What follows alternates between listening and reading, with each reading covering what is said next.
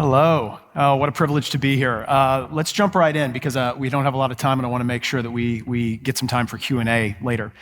So I'm a sociologist and primarily, more broadly than a sociologist, I'm really a social scientist. I collaborate with political scientists and social psychologists, and I employ insights and data from all of those different disciplines. And I come at this subject of religious liberty, polarization, and my special topic, Christian nationalism, from a different angle. I'm not a pastor, I'm not an ethicist or a law expert. I'm a social scientist who collects data and I analyze data, and I think that gives me an important perspective on this. Rather than focusing on specific anecdotes or stories, which are all important and are valid because they shape our own experiences and what we know personally, what we try to do is we try to gather national level data with specific measures, and we try to systematically understand the very concepts that we're talking about today. Some of the things that David French was talking about, and we're going to hear about later on in this time. So when I talk about Christian nationalism, what I've been doing is over the past few years has been trying to measure this concept and to see how it corresponds to various attitudes and behaviors in the country. Now, when we say what is Christian nationalism, I'm going to talk about how this is related to partisan polarization. When I talk about Christian nationalism is a term that you may have heard the last few years that has become more common. People are talking about in the news and we see in the media more often. We can talk about Christian nationalism in at least three different registers. And I don't mean that to be evasive. I just mean we can talk about it as three different ways people approach this concept. First, Christian nationalism most often is referred to as something that is like a political ideology or set of beliefs. And that's how I'll use the term today. Increasingly, though, Christian nationalism is also an identity. Within the last few years especially, more and more Americans, because of some of the dynamics I'll talk about this morning, are embracing that identity. They're calling themselves Christian nationalists, even writing books saying why Christians should be Christian nationalists and why that's a good thing. Some of the greatest traffic that we've seen on social media over the last few years didn't come from people like me writing about Christian nationalism as something that is bothersome or worrisome. It came from politicians like Marjorie Taylor Greene, who took to Twitter and recorded a video of herself saying that the Republican Party ought to be the party of Christian nationalism. So it is an identity. It is also an emerging political strategy that politicians can use to try to activate and appeal to both the ideology and the identity. But what I want to do today is I just want to refer to Christian nationalism. When I use that term, I'm going to be talking about a set of beliefs that America has been and should always be distinctively Christian in its national identity and its symbols and even its laws and its policies. What we try to do in our various books is we've tried to capture this construct. As a social scientist, I want to field national level surveys and I want to ask Americans the same kinds of questions and see how they respond to them, so I see if I can capture this idea as it exists in people's minds. So we ask them a series of questions. Here's the questions that we use currently on our most recent wave of national surveys. We ask Americans how much they agree with statements like this. America has a special place in God's plan, and I consider founding documents like the Declaration of Independence and the U.S. Constitution to be divinely inspired. Somebody strongly agrees with those statements. They believe that there is a mythological or an important, a vital connection between the U.S. and Christianity in some ways that makes it special and makes us special. But look at the other questions.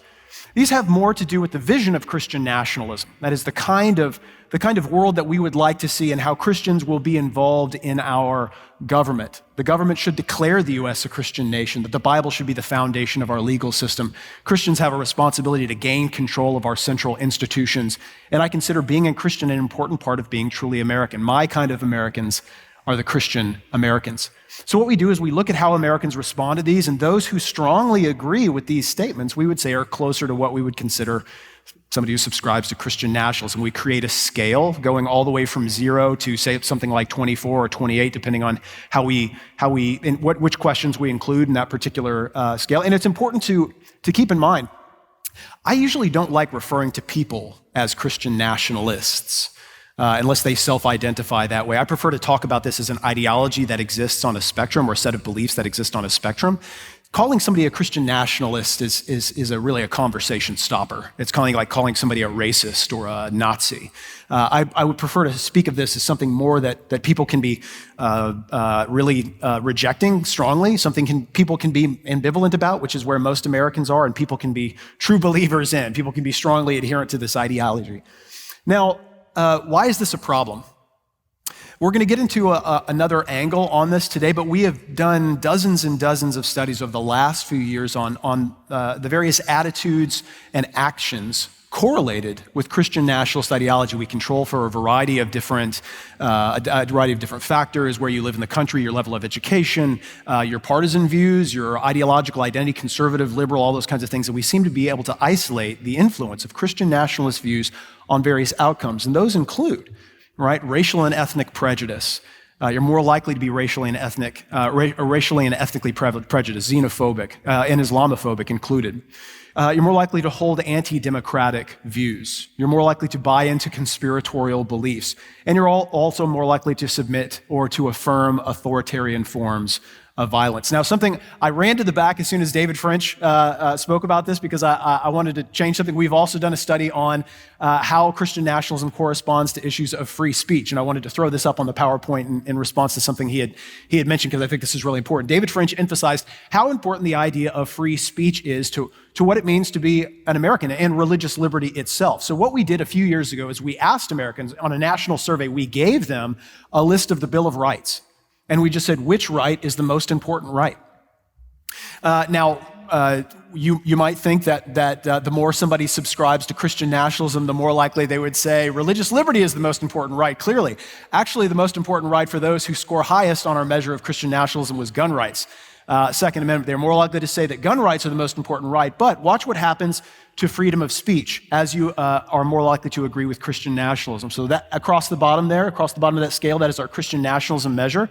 And we see that the more somebody subscribes to Christian nationalist ideology, the less likely they are to say that freedom of speech is the most important right. They're more likely to say, no, it's something else like gun rights or something else entirely. What I want to talk about briefly in the time we have, and then I'll get to Q&A later on, is I want to talk about Christian nationalism relationship to polarization. Now, this is something that we talked about in our first talk earlier, and it's something that we're going to spend a lot of time discoursing about the rest of this conference, and this is so important. So this is a new avenue of research for us and my team of scholars. We're not only looking at how Christian nationalism corresponds to far-right ideology or authoritarianism or those kinds of things, but how it really is contributing to pulling us apart in some really meaningful ways.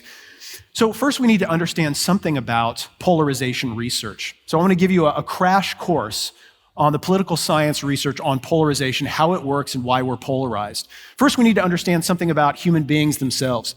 Humans are not only social, but we are groupish. That's a better way to think about it. We don't just long for social relationships. We don't just want to interact on a personal way. We are deeply connected as individuals, and the way we perceive other individuals. We think in groups.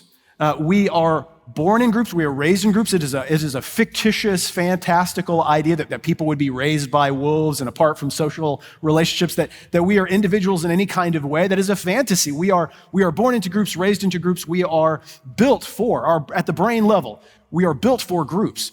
We very much so care about our position within groups and the position of our groups in competition and in comparison with other groups. It is something that is a fundamental part of human existence. In fact, most of our cognitive biases, all of the studies that social psychologists do about why human beings are biased, why we don't perceive reality the right way, why we run to snap judgments and make errors, most of these are related to our fundamental human tendency to immediately scan the social environment and categorize ourselves into like me, not like me, my group, not my group, and where is my group in comparison to these other groups that I see. Those influence our biases to change our judgments in really meaningful ways.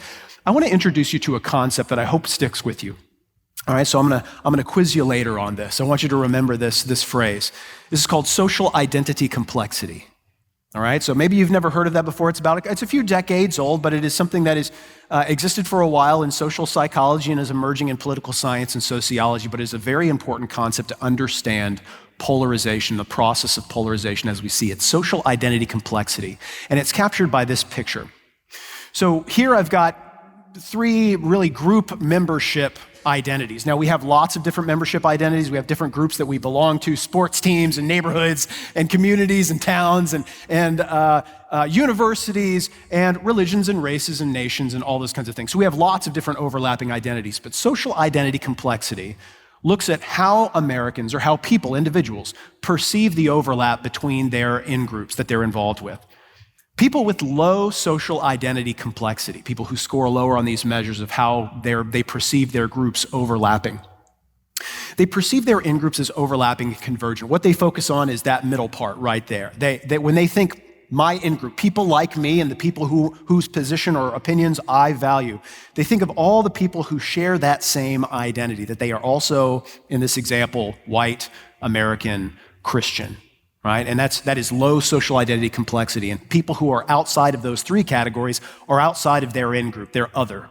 Right? People with high social identity complexity focus on the parts that are, yes, overlapping, but they're also distinct. Right? So people with high social identity complexity perceive that their in-groups are distinct, but also cross-cutting. There is this important relationship between them that, yes, they're connected, and yet they're also distinct. Why is that important for understanding polarization?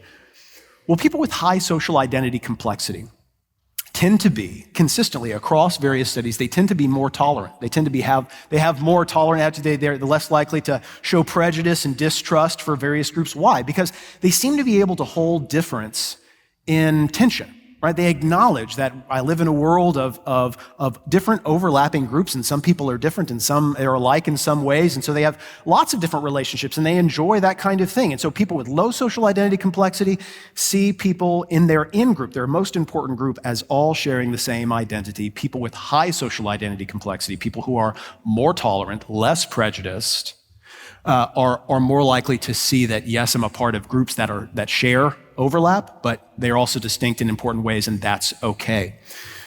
So here we get to the story of American polarization. What's been going on over the last few years? When I say polarization, we're polarized in the United States. This is something that we hear all the time. We're going to hear in talk after talk today. Oftentimes the image I think that creeps into Americans' minds is something like this. This is a distribution, right? A picture of a distribution, like statistically.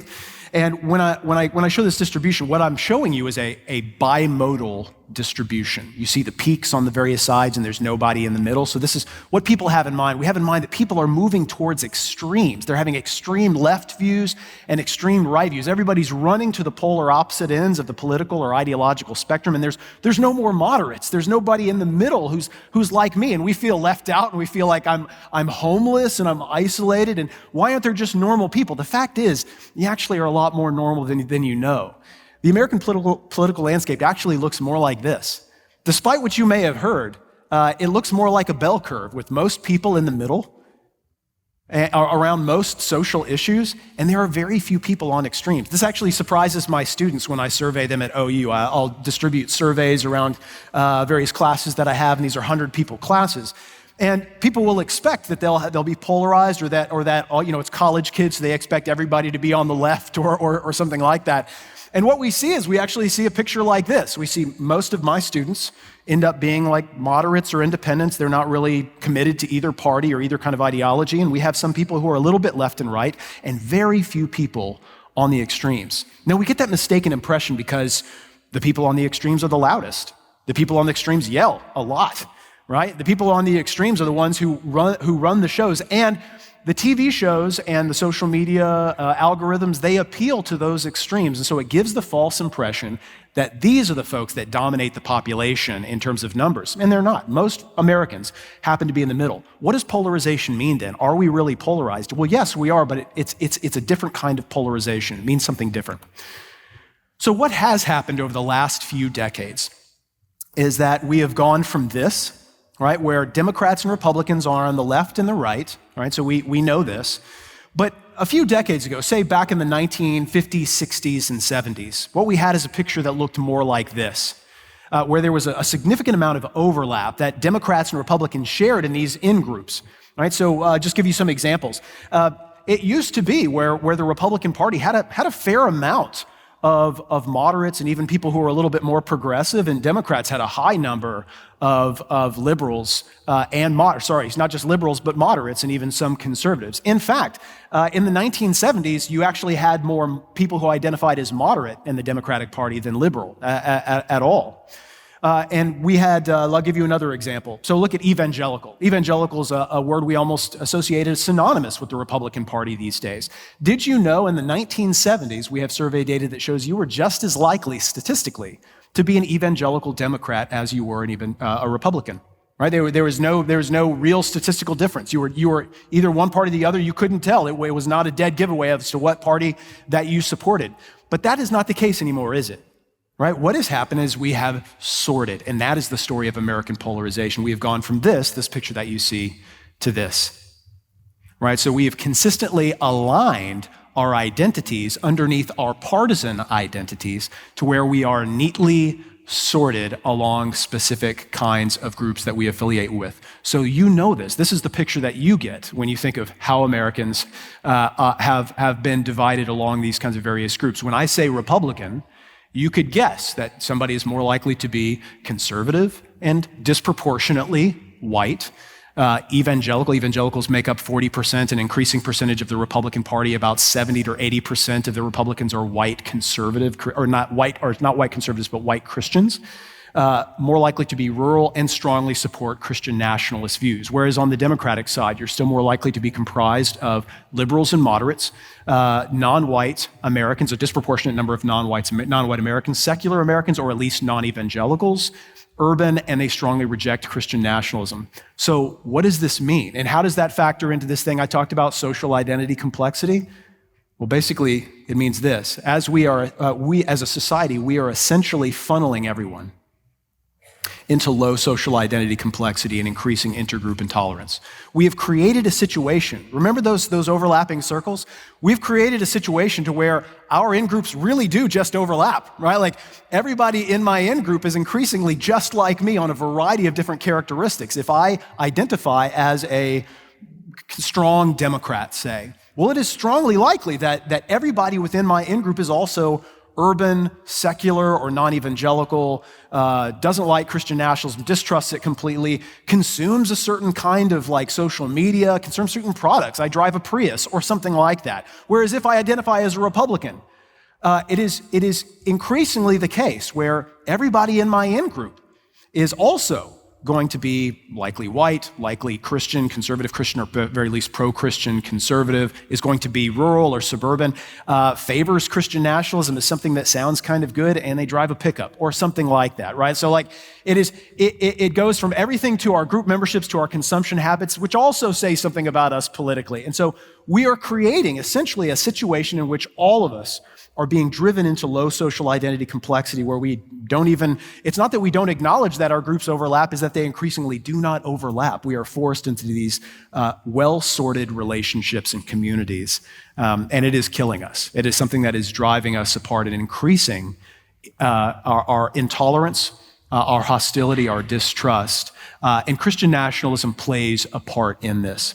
So what is the solution? And I'm going to talk about Christian nationalism and how it plays both the solution, not a solution, but it plays a part in a role in amplifying this kind of thing. So in her great book, Uncivil Agreement, the political scientist Liliana Mason, she identifies the same problem. We are increasingly sorted into overlapping group memberships, which tends to amplify our partisan polarization, the degree to which we distrust and dislike one another on the other side of the political aisle. Well, the solution she identifies is what we'd call cross pressures. Cross pressures are these cross-cutting group memberships that suppress partisan hostility. See, when we agree and actually are proactively involved in building relationships with people who are not consistently a part of these well-sorted political identities, when we are unpredictable that way, when we're a part of various groups and we recognize that some of my groups are the same, some are different, and they're cross-cutting and they're distinct, and that's a good thing. We're getting into that high social identity complexity where we acknowledge the difference.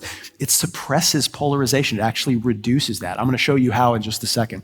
So what I've done here is I'm showing you how Christian nationalism plays into this. So what I've done in this chart is I have organized my Christian nationalism measures, all of these questions that people ask, I've organized them into quartiles. So I've just, to make it easier to interpret. So basically I've just divided it into 4 so that these groups, and I called them what we call in our first book, Taking America Back for God, rejectors, resistors, accommodators, and ambassadors. Rejectors are people who completely reject Christian nationalist views. Ambassadors are the true believers, and the resistors and the accommodators are the people who are somewhere in the middle. Now, I want to point out some different things here. Now, what I've done is those bars represent, the dark blue bars represent strong Democrats all the way to the dark red bars, that is strong Republicans. So we're looking at partisan identity here.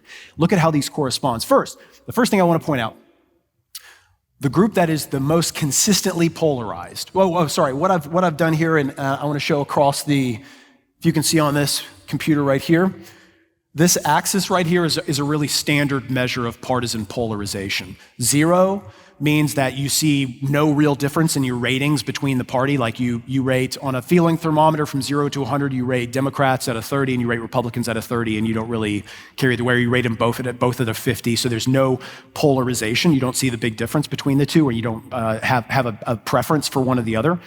All the way to 100, which means that you rated something like Republicans at 100 and Democrats at a 0, right? Like that means that you are very polarized. You love Republicans and you hate Democrats. So most Americans are somewhere in the middle there, but this is a measure of polarization. So higher bars mean more polarization, more distrust and dislike for the other party. So what we see here, the group that shows the strongest polarization across partisan identity are the people who subscribe to Christian nationalism the most. What that suggests to us is that there is some relationship. Christian nationalism seems to amplify polarization across parties. So whatever party you belong to, it doesn't amplify, but it seems to result in high polarization regardless of what party that you belong to, in other words. So there seems to be some kind of essential relationship between Christian nationalism and polarization and divisions. But who are the most polarized partisans? The most polarized Democrats and the most polarized Republicans? It's the people who are sorted. Look at these two.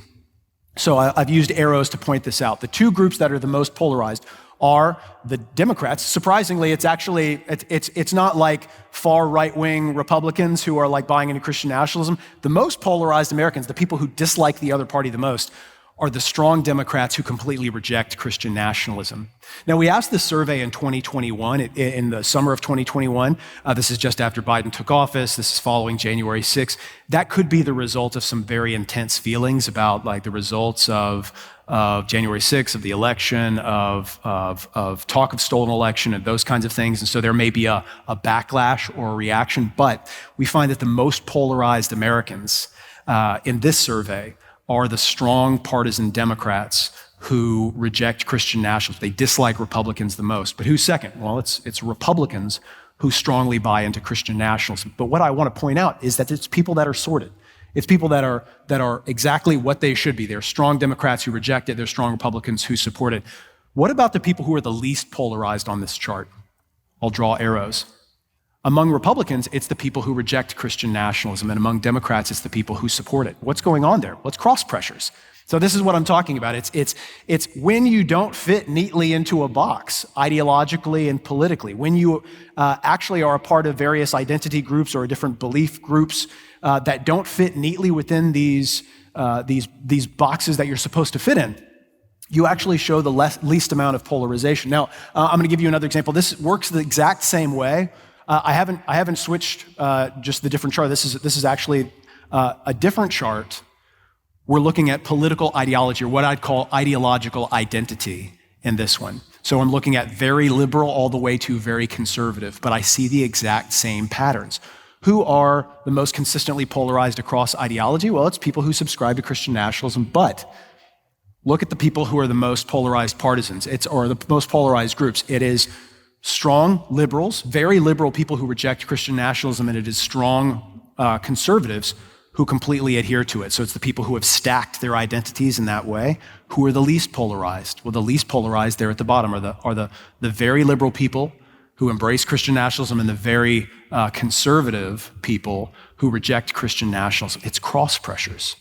All right, so what we're showing here is Christian nationalism seems to have seems to have a real relationship with polarization. It seems to be associated with high levels of polarization. People who subscribe to it generally across party tend to be pretty polarized folks. And that should make sense. Christian nationalist ideology, as we've shown in a variety of different studies, seems to be pretty strongly correlated with us versus them ways of thinking. It's our country, not yours. We're taking it back. You're trying to take it from us. Again, associated with all kinds of authoritarian, anti-democratic kinds of values. So that shouldn't be surprising. But we also find its effects are amplified or suppressed by sorting or cross-cutting memberships. Supporting Christian nationalism, combined with Republican partisanship or strong conservative identity, produces greater polarization. And rejecting Christian nationalism completely, strongly, combined with strong democratic partisanship or strong liberal identity, produces greater polarization. And when there are cross pressures, there is little affective polarization. Why is this important?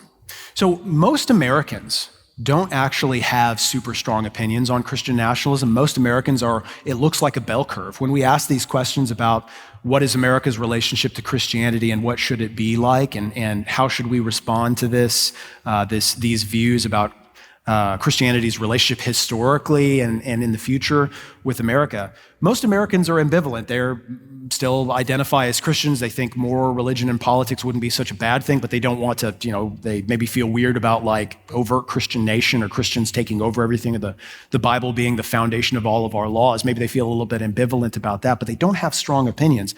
The people who have the strongest opinions, when you combine that with partisan identity and ideological identity, they are the most intensely polarized. The people who are the least polarized in the United States are the people who are able to hold those things in tension. They are able to be a little bit ambivalent about this thing, about a religion and politics, which is an okay thing. In all of our studies, and I want to emphasize this, in all of our studies and all of the books that we've written, and we've written dozens of studies and at least 2 books on this topic now, we've always sought to stress that Christian nationalism does not mean Christians being involved in politics or being concerned about politics. It doesn't mean Christians having a voice. We're not talking about all conservative Christians. We're talking about this very specific ideology. So people who are dogmatically opposed to any kind of religion and politics, they want a complete secularized discourse when it comes to politics and religion, out of politics completely. One, that's not reality, but also that is not what we are advocating for. We understand people are going to bring their religious values and their identities to bear when it comes to voting, when it comes to speaking on behalf of the values that they have. So Americans who can hold this idea in tension in combination with cross-cutting group memberships, when they are not so intensely beholden to partisan identities or ideological identities, seem to be the least polarized. What does that mean implicitly? So what are the implications of that? Christian nationalist rhetoric and ideology matter for understanding partisan polarization. But the relationship is about the combination of strong group identities and cross pressures. All right, so yes, I believe Christian nationalist ideology in its most extreme form is, I think, pretty toxic. I think we've done a lot of studies that demonstrate that is a problematic thing. And I'm happy in the Q&A to talk more about that. If you need more data on those kinds of things or need more evidence, I could go on and on forever about that. But the way it relates to the kinds of divisions that are pulling us apart as a country are really related to it in combination with all of these other identities that have become so neatly sorted. And so I think the challenge for us personally and for us as a society, one is how can we maintain cross pressures in our own lives? How can I resist that push that is currently taking place in the United States that we all feel? There's a great book by a guy named Bill Bishop that was written about 2009 called The Big Sort. And what he argued is that a lot of the polarization, the sorting that we see, is actually the result of conscious choices. We are moving into churches and neighborhoods and communities where we've already done some homework and we found out these people believe exactly what I believe, culturally, politically, not just theologically, but culturally and politically. These are my kind of people. We are sorting ourselves. How can we resist that push to sort ourselves in all of our social relationships, to where we actually are engaging with people who are different from us, who share different values, who share different political views, and we can have conversations. It's not just about saying, yes, I will listen. It's about really having those relationships. It's about knowing that person and saying, you know what, these people are different from me, but I love those people.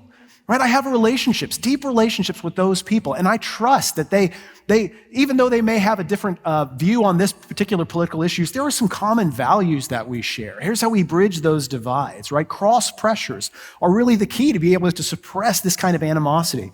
And how can we encourage cross pressures across society? What kind of institutions can we build that facilitate the opportunity to collaborate with one another, to talk with one another? We're going to hear about that later in the day, and so I invite you to come back later this afternoon where we're going to talk about these kinds of things that are really happening right now on campus and across the country. There are groups that are emerging that we're going to see, right? So you're going to hear all about that, and I want us to, I want to, just from a social scientific perspective, I want to encourage you that this is the way to go, right? This is what we need to lean into, both as individuals and as a society, and how can we maintain these kinds of relationships? So I will leave it at that, and I welcome any questions that you have about this topic. Thank you.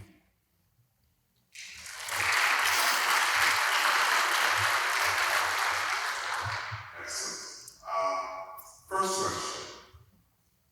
It seems like the middle majority, they remain silent as the extremes are fighting these battles publicly. How do we get the middle voices to join in the fray and maybe take control of the situation? Right. So this is almost first principles in political science, and a phrase you can remember for the rest of your life is usually moderates don't move. The middle does not move. They don't mobilize, right? Like this is a real easy thing to keep in mind. The people who are the most active politically, the loudest, the angriest, the people who are really getting the action done, the people who are most likely to vote are the people who are at the extremes. Either they really hate one group on this side or they hate one group on the other side. Those people in the middle tend to be the people who are either they don't have all the information. Sometimes they feel that, hey, I don't want to speak up because I'm not informed about that. Because again, they're moderates. They're not really passionate about doing those kinds of homework things, or they feel like they can't speak up because they're going to be shouted down. There are a lot of people. It really is the majority who are the moderates. I think what this is going to require.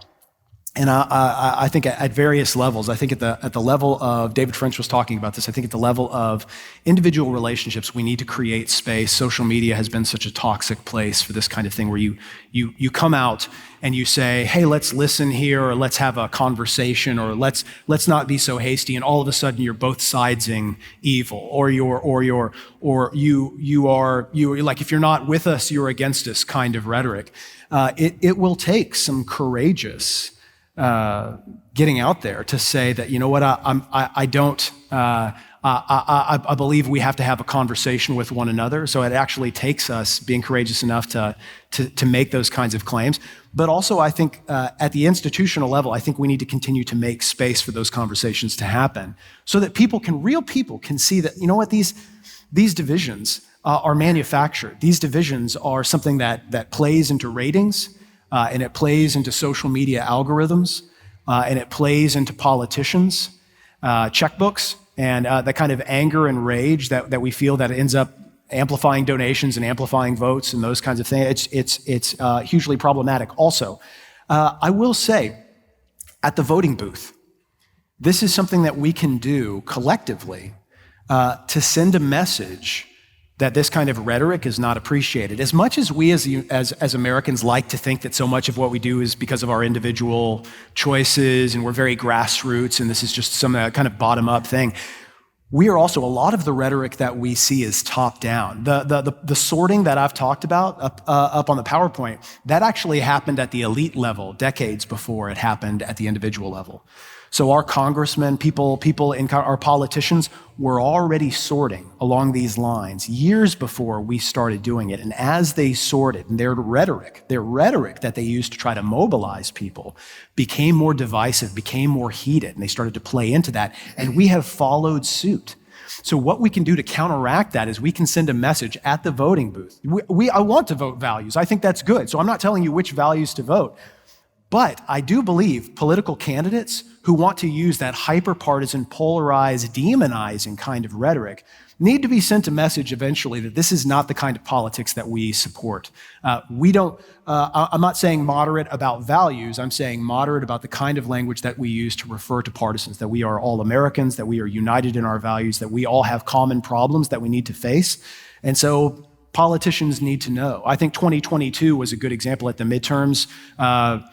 Christian nationalists and election deniers didn't have a great Tuesday that Tuesday. I think what we saw is a message sent that kind of hyper-partisan, polarizing rhetoric was not appreciated and didn't play well. The more we can show that as a nation, the more we can show that this is not the kind of political strategy you want to engage in, it helps us all out because it turns down the volume, turns down the heat in the room, and allows us to have real conversations.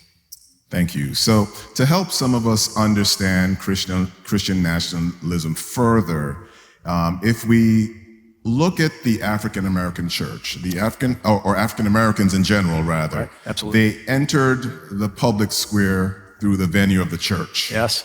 So how would you distinguish that sort of public engagement from Christian nationalism, which you describe as toxic? Right, absolutely. Great question. So one of the things that we've done over the last couple of years is we have shifted our language to talk about white Christian nationalism. Now, we didn't do that because we wanted to make it sound more scary or something like that, or to make it sound racist. What we actually find is across our various studies, we find as white Americans respond to the questions that we ask about Christian nation, Christian heritage, church and state, and those kinds of things, we find they have something completely different in mind than, say, African Americans when they answered those same kinds of questions. And I could show you a variety of different studies, but what we find is that as white Americans respond to those questions about Christianity, we never ask about like race in those questions, but white Americans pick up that what you mean by Christian nation, Christian heritage, Christian values is it basically evokes in their minds an idea of nostalgia, an earlier time when the right kind of people and the right values held sway. When African Americans read those same questions, doesn't make them think, an earlier time when the right people and the right values were in charge. It doesn't make them nostalgic for an earlier time. It more often seems to evoke the idea of aspirational values, right? So Martin Luther King Jr. and Frederick Douglass would occasionally reference a Christian nation, but they didn't have in mind some kind of nostalgic earlier golden era. What they had in mind was the kind of values that we should have always lived up to as a country, but never did, right? So as African Americans respond to our surveys, it seems that they have something completely different in mind, and so we have sought to disentangle white Christian nationalism, which is really what we're talking about here, from the kinds of church-state relations that the Black church has historically envisioned. And also Latino Catholics have something different in mind as well. So a lot of times in our book, The Flag and the Cross, our most recent book on this topic, we really focus on white Americans who subscribe to Christian nationalist ideology, and we show the differences between, say, how Black Americans respond to this and how white Americans respond to it, fundamentally different. So we want to stress, when we're talking about Christian nationalism, what we're really talking about is we're talking about a group of people that say the nation historically belonged to people like us. And that language is always racialized, even religious language. When you say Christian, you imply, remember those overlapping circles? We often have religion means more than just religion. Oftentimes we find that it implies an ethnic category. So what we're doing is we're showing that as white Americans respond to these various questions, they seem to have something different.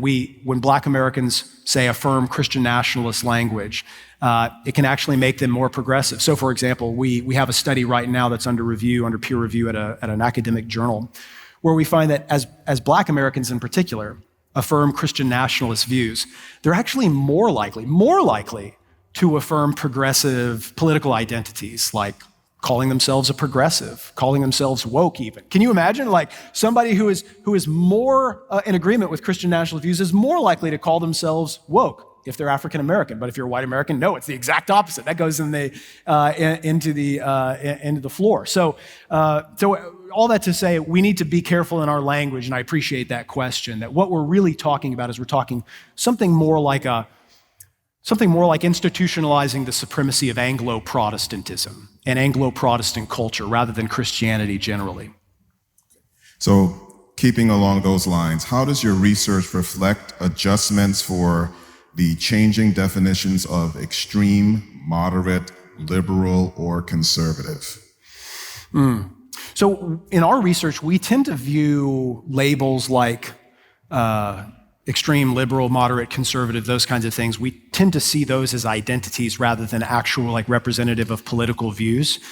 So identities matter, and how we describe ourselves matter. And as people on surveys look at questions like that, those things are moving targets, but it's because they are the representative behind, say, that question or that label means something a little bit different. When, say African Americans, I'll use as an example. African Americans often don't have the same things in mind when they see liberal, conservative, moderate as, say, white Americans do. And so what that requires us to do is to try to think about how do these various identities correspond with other sorts of views. So we have to be careful about not just saying very conservative means this always, or very liberal means this always, or moderate means this. We actually have to be very careful about seeing across people groups, across, say, African Americans, Latinos, white Americans, how that corresponds to various attitudes, because oftentimes it corresponds in really divergent ways, in fact. Yeah. All right, another question. I think this is from a student. What is the dominant social identity in someone's agreement with Christian nationalism? Okay, conservative. Conservative, and not just conservative, but anti-left. So that would probably be the better like identity. It's not just that I identify as a conservative, it's that I identify as anti-leftist or anti-woke. It's the idea. I mean, this is actually pretty interesting. When we did our study, The Flag and the Cross, we were looking at how Christian nationalist views corresponded to various outgroups. So people of color, outside religious groups, people who are socialist, capitalist, all those kinds of things. And we found that Christian nationalist ideology was most hostile or most against, not religious outgroups, not atheists, not Jews, not Muslims. It was socialists. What does that mean? Well, socialist is a good indicator because socialist comprises so many like left-leaning identities. It means it can imply cultural atheism. It can imply minority identity politics. It can imply economic policies. And so when Christian nationalists see themselves in our various surveys, they tend to see themselves as people who are standing against encroachments on the left. It's not just about who you are and what you represent. It's about what you are against. It's fundamentally us versus them in this way, right? Especially when it is combined with various partisan identities as well. So that is, I think, that the dominant identity is not just conservative, but it is somebody who is anti-left. One final question. How do you engage in a conversation with someone who has strong leanings towards Christian nationalism? Yeah, so I think this goes back to, and I'm glad we're ending on that. This starts with the importance of relationships. So I'll self-identify. I identify as a Christian, and in fact, not just a Christian. I dwell among the people that I'm talking about. I attend a loosely affiliated Southern Baptist church in Norman, Oklahoma. I lead a Bible study in my home with families every Sunday, and I lead a Bible study with men in my church every Tuesday, and we go through a book and a Bible study together. I have an evangelical seminary degree, and these are very much my people and my family. And so the kind of groups that have embraced these views are the kind of people I see in my home and in my church often. And if you know anything about sociologists, those two groups don't often mix. I should show you some of the stickers and the bumper the stickers on my colleagues' doors and the bumper stickers on their cars. So those two groups don't often find themselves in alignment or friends with one another. But I've personally made that choice to say, like, I want to get beyond political views and values, and I want to value these kinds of relationships. I want them to see me as somebody that they disagree with in some political areas, and yet I love them, right? Like I am their family. I am their church family, and I am home for them, and they are for me. And so it requires us making proactive steps to say, I will not continue this American trend of self-sorting, of constantly just seeking out who are the people who agree with me on every single issue. But I will do the hard work to say, I want to get to know people. I want to listen. I want to understand where these people are coming from. Not because I want to agree with them ultimately. Sometimes there really can't be a middle ground, and sometimes we just have to figure out who is right, who is wrong. That is why we have things like data and evidence and science, and I hope that that is persuasive to people. But at the end of the day, I think it's going to come from relationships. So how do you talk to people? How do you convince people who are really captured by this? I think the foundation has to be from a point of relationship, not data, not arguments, not clever tricks. It has to be love. Amen. Thank you so much. Okay, thank you. Thank you.